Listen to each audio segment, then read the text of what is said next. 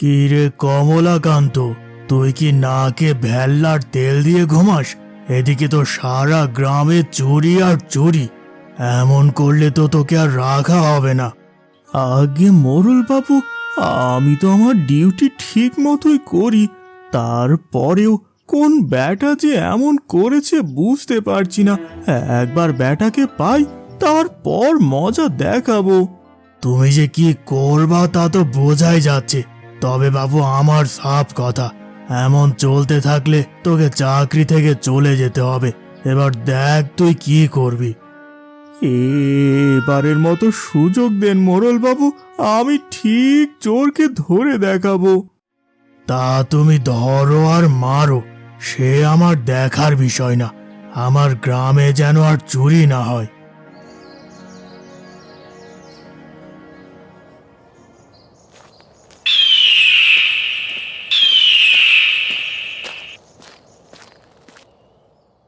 কমলাকান্ত মলিন মুখখানি নিয়ে বাড়ির দিকে হেঁটে যায়। বাড়িতে পৌঁছলে তার গিন্নি বলে, কি গো, তোমার মুখখানা এমন বাংলার পাঁচ হয়ে আছে কেন? কি হয়েছে গো? আর বলো না গিন্নি, চোরের কারণে আমার চাকরিটা এবার হয়তো চলে যাবে। বেটা শালা গ্রামে প্রতিদিন কিছু না কিছু চুরি করছে। কি যে করি গিন্নি। তুমি অত ভেবো না, কোনো না কোনো ব্যবস্থা ঠিক হবে। তুমি আগে কিছু মুখে তুলো তো, যাও হাতে মুখে পানি দিয়ে আসো। তাই তো গিন্নি, আজ থেকে আরো ভালো করে পাহারা দিতে হবে। যাই তবে, তুমি ভাত বেড়ে দাও। এই বলে কমলাকান্ত হাত মুখ ধুয়ে খেতে বসে। গিন্নি তার পাশে বসে। নানা কথা বলতে থাকে দুজনে।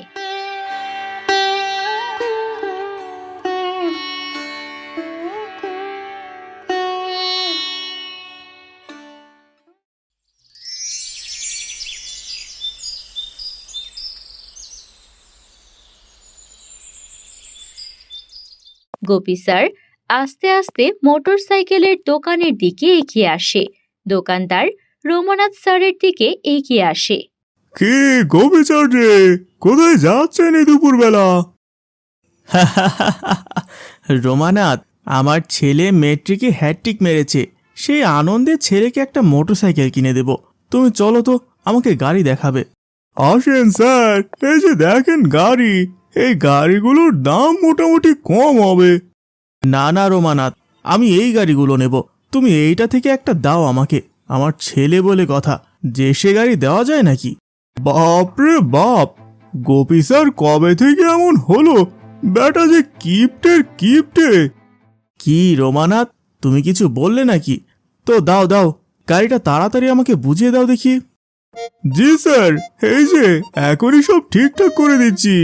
রমানাথ গাড়ির সবকিছু ঠিক করে গোপী স্যারকে গাড়ির চাবি বুঝিয়ে দেয়। গোপী স্যার মনের সুখে গাড়িটা নিয়ে চলে যায়।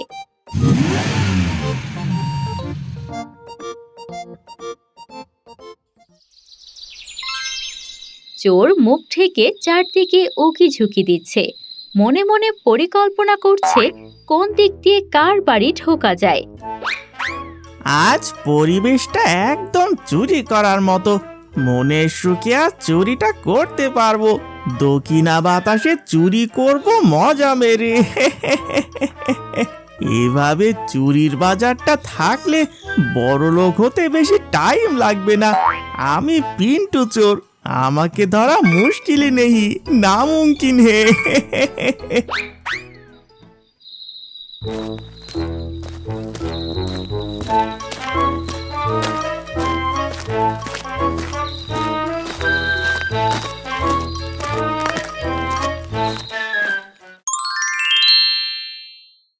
গ্রামে আবার চুরি।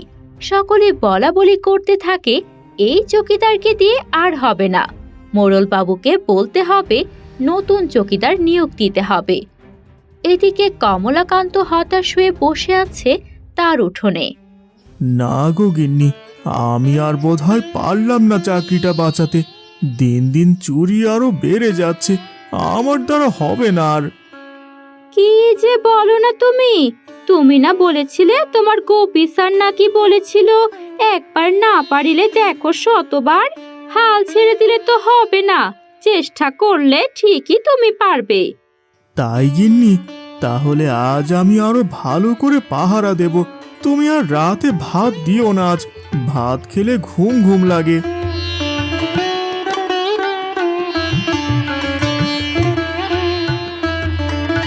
এদিকে দিন গড়িয়ে রাত নামে।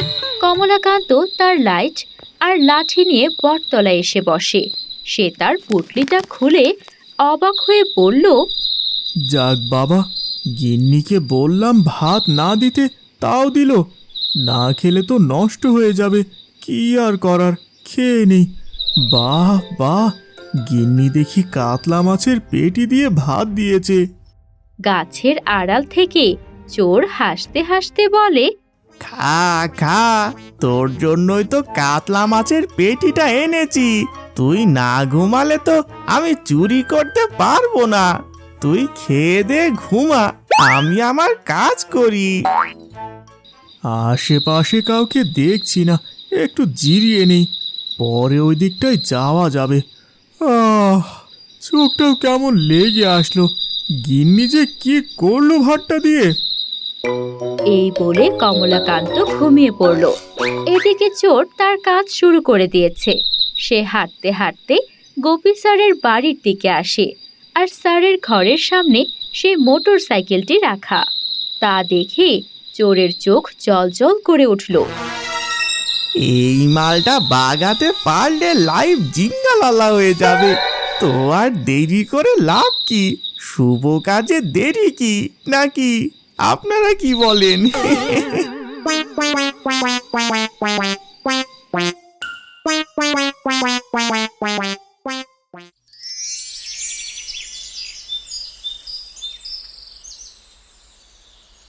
সকালবেলা গোপী স্যার ঘুম থেকে উঠে বাইরে আসে। এসে দেখে তার বাড়ির সামনে মোটর সাইকেলটি আর নেই। গোপী স্যার গাড়িটা না দেখে হার্ট অ্যাটাক করে আর মারা যায়। কমলাকান্ত গোপী স্যারের মৃত্যুতে খুব ভেঙে পড়ে। আমার জন্যই গোপী স্যার আজ মারা গেল। আমি আর চৌকিদারি করব না আজ থেকে। আমি যদি আজ চোরকে ধরতে পারতাম, তাহলে হয়তো স্যার বেঁচে থাকতো। তুমি শান্ত হও। তুমি চোর ধরে গোপী স্যারের মৃত্যুর বিচার করো, তাইলে হয়তো গোপী স্যারের আত্মা শান্তি পাবে গো। এই গ্রামে প্রতি বছর জমজমাট মেলা হয়, আর সেখানে কোনো না কোনো প্রতিযোগিতা থাকেই। এবারও তার বিপরীত নয়। এবার মেলায় প্রতিযোগিতা হবে যেমন খুশি তেমন সাজো। ভাই সব, একটি বিশেষ ঘোষণা। এইবারের মেলায় প্রতিযোগিতার বিষয় যেমন খুশি তেমন সাজো। এই প্রতিযোগিতার বিজয়ীকে 50,000 টাকা পুরস্কার দেওয়া হবে। ভাই সব। ওগো, শুনছো? এবারের মেলায় যেমন খুশি তেমন সাজো প্রতিযোগিতা হবে। তুমিও একটা কিছু সাজো না গো, জানো 50,000 টাকা পুরস্কার। আ- আ- আমি আবার কি সাজাবো? না গিন্নি, থাক, ওসব আমাকে দিয়ে হবে না। কি যে বলো না, তুমি গোপী স্যার সাজবা। দেখবা সবাই তোমাকে দেখে গোপী স্যারই মনে করবে। আর তুমিও স্যারের কথা ভেবে এইটুকু করো না, দেখো সবাই অনেক খুশি হবে। তুমি বলছো গিন্নি? আচ্ছা ঠিক আছে, তাহলে দেখি তাই করি। এই দেখো তো গিন্নি, গোপী স্যারের মতো লাগছে কিনা, নাকি সাজা ভালো হয়নি? কি গো, তোমাকে তো একেবারে গোপী স্যারের মতোই দেখাচ্ছে, তবে একটা কি যেন নাই নাই লাগছে। ও আচ্ছা, দাঁড়াও, এইবারে একদম পারফেক্ট গোপী স্যার। তাহলে চলো এবার মেলায় যাওয়া যাক, রাত তো হয়ে গেছে। আজ সবাই যেহেতু মেলায় ব্যস্ত আছে, সেহেতু এই সুযোগে কোনো একটা বাড়ি সাফ করে ফেলতে হবে। কার বাড়ি যাই, আজ তবে মোড়ল বাবুর বাড়িতেই যাব। চোর মোড়ল বাবুর বাড়ির পেছন দিকে আসে। সে দেখে বাড়িতে কেউ নেই। সে বাড়ির ভেতরে ঢুকবে, এমন সময় ওরে বাপরে বাপ, গোপী স্যার কোথা থেকে আসলো? আমি মনে হয় এবার মরছি, আর রক্ষে নেই। স্যার এইবার ঠিকই আমার ঘাড় মটকাবে। তার আগে বরং আমি স্যারের কাছে মাপ চাই। তাই বলে পিন্টু চোরা গোপী স্যারের পেছন পেছন আসতে থাকে। গোপী স্যার মেলার মাঝখানে এসে বসে, যেখানে গ্রামের সবাই ছিল। এমন সময় পিন্টু চোরা এসে গোপী স্যারের পা ধরে বলে, গোপী স্যার, আমাকে মাফ করে দেন। আমি আপনার বাড়ি থেকে মোটর সাইকেল নিয়েছি। আর কি কি নিয়েছিস বল? স্যার গো, গ্রামের সব চুরি আমি করেছি। আমি সব ফেরত দিয়ে দেব, শুধু আপনি আমাকে মারবেন না। দয়া করুন গোপী স্যার। ওরে, আমি গোপী স্যার নয় রে, আমি হলাম কমলাকান্ত। তুই গ্রামে অনেক জ্বালিয়েছিস, আজ তো রক্ষা নেই। ধর বেটাকে। আর কমলাকান্ত, তুমি আজ মহৎ একটা কাজ করেছো, আর আমাদের গ্রামটাকে চোরের হাত থেকে বাঁচিয়েছো। তাই তোমাকে পুরস্কারের 50,000 সহ আরো 50,000 টাকা দেওয়া হলো। আর কাল থেকে আবার নিজের চাকরিতে ফিরে এসো। সব সম্ভব হয়েছে গোপী স্যারের জন্য। ধন্য গোপী স্যার, আপনি ধন্য।